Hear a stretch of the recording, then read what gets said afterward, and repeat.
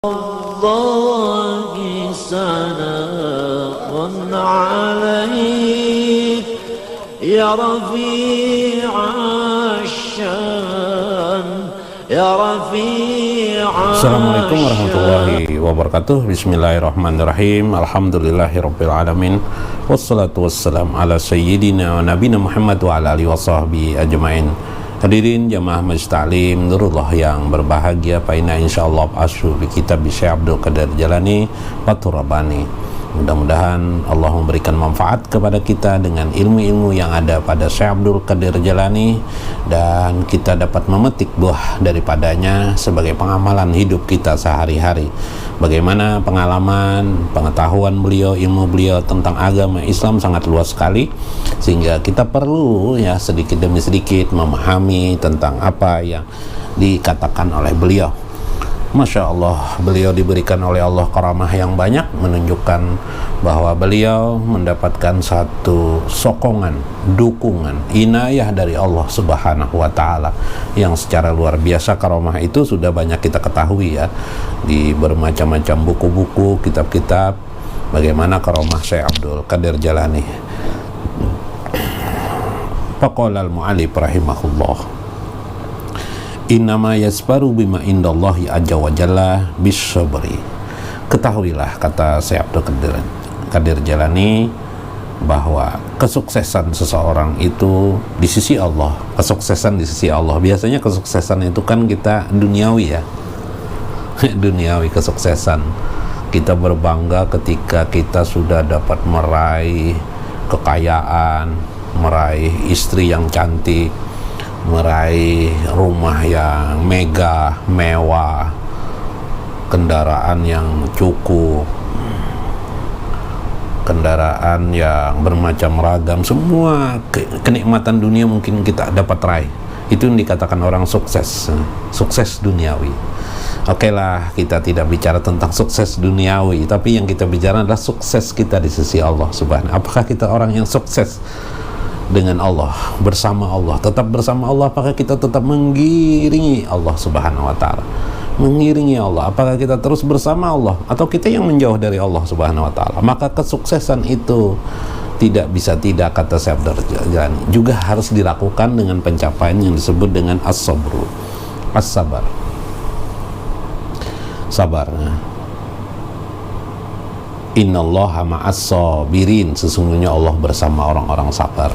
Begitu mungkin firman Allah yang dikatakan di dalam Al-Quran, sesungguhnya Allah bersama orang-orang sabar. Nah, kata saya, orang yang ingin dekat dengan Allah, bahkan orang, kalau biasa di dalam ilmu-ilmu kita yang umum ya, yang kita temukan di dalam hadis-hadis Nabi, bahkan beribadah pun diperlukan sabar, diperlukan sabar. Sholat tarawih itu berapa rakaat, banyak rakaatnya, mungkin perlu juga kita sabar. Kalau tidak sabar ya sudah, kita ringkas sholat itu sedemikian rupa, karena kita tidak bisa sabar. Nah, jadi kita mengerjakan sholat 5 waktu itu pun perlu sabar. Kalau tidak, coba banyak orang tidak bisa mengerjakan sholat 5 waktu karena kesibukan duniawinya, berarti ya tidak bisa menjalankan sabar. Ketika dia berhenti sejenak untuk dari kehidupan duniawi, lalu dia mengangkat takbir Allahu Akbar dan sholat ketika itu, maka saat itu dia sudah sabar. Sabar dia dari keinginan hawa nafsunya terhadap duniawi, dia tahan, kemudian dia mengerjakan sholat, subhanallah, Allahu Akbar, misalnya waktu johor biasanya. Berarti orang ini sudah sabar pada tingkat. Kemudian sabar itu berlapis-lapis, terus menerus.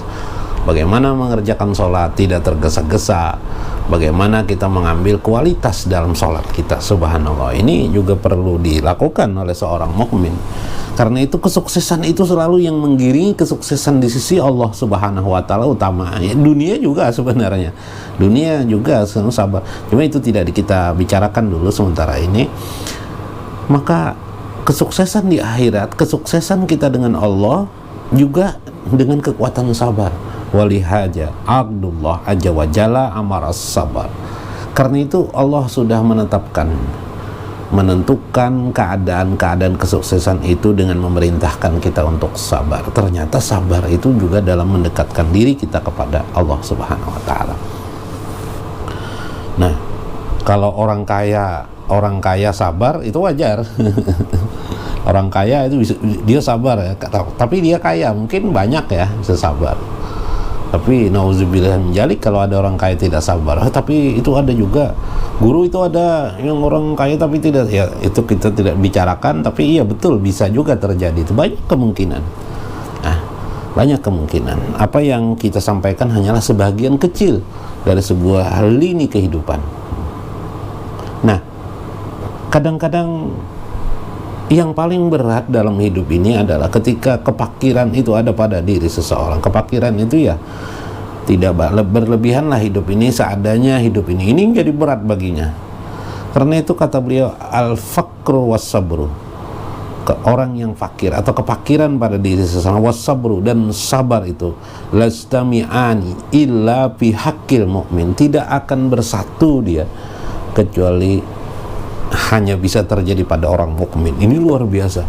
Sabar itu tidak, sabar dan kepakiran, contoh beliau mencontohkan, itu tidak akan dapat disatukan antara kedua itu kecuali bagi orang mukmin.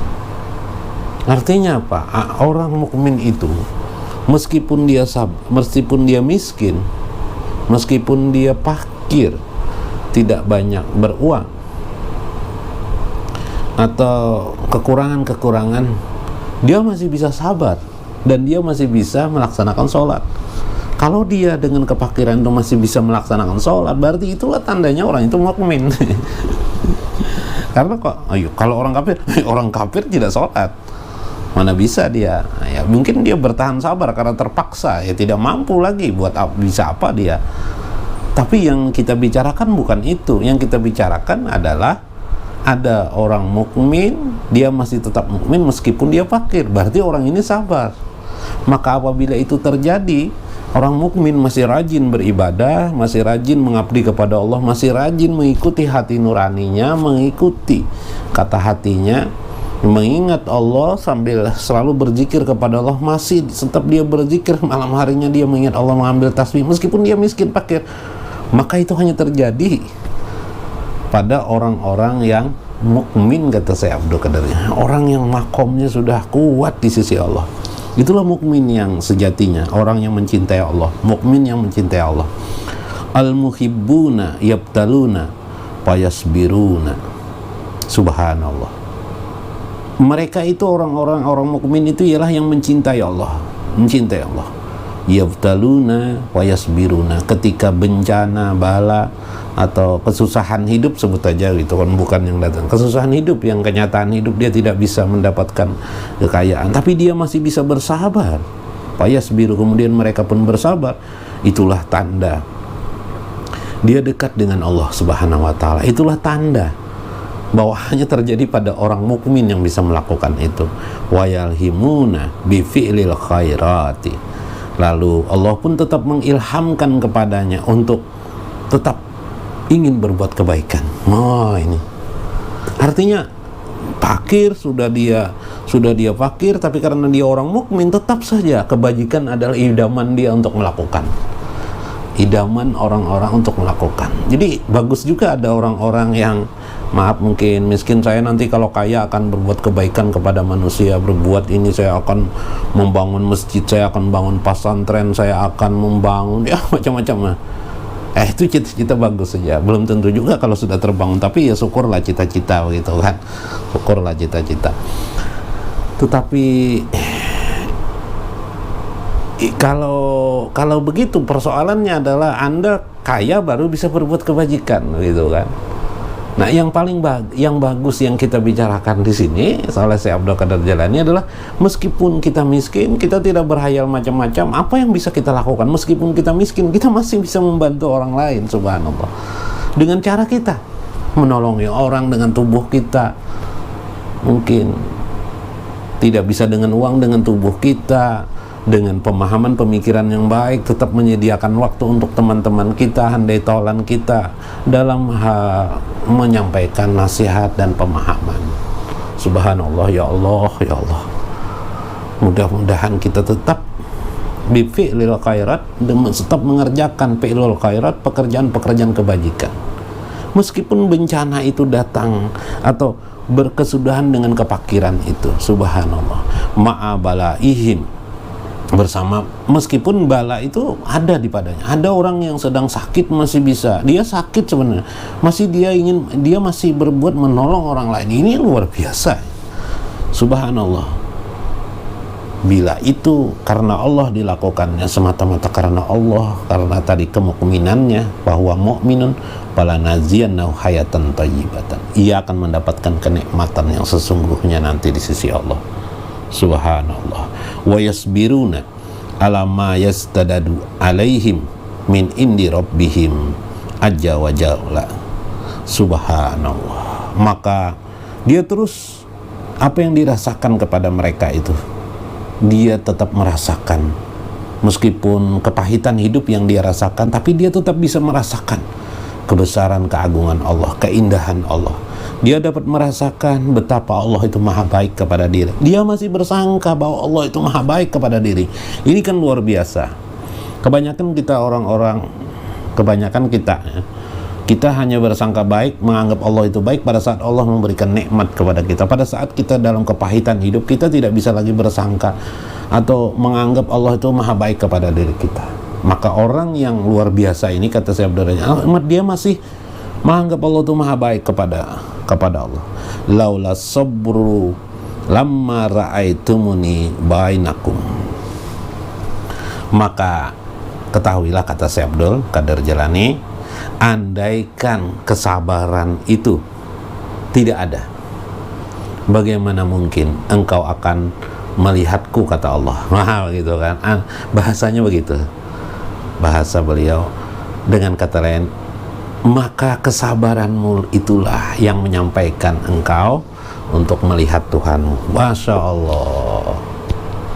Kepahitan hidup, kesusahan hidup itu hanya rentang waktu. Ketika bercampur dengan kesabaran, bersatu padu dia, kita akan menemukan Allah subhanahu wa ta'ala. Waduh, ilmunya tidak tinggi, ya, pengetahuan tidak tinggi, tapi dia menemukan Allah subhanahu wa ta'ala. Alhamdulillah, banyak jalan menuju Roma untuk mendapatkan Allah subhanahu wa ta'ala, diantaranya dengan memahami apa yang disampaikan oleh Syekh Abdul Qadir Jalani ini. Mudah-mudahan bermanfaat bagi kita. Wallahul muwaffiq wa aqwamut thoriq. Wassalamualaikum warahmatullahi wabarakatuh.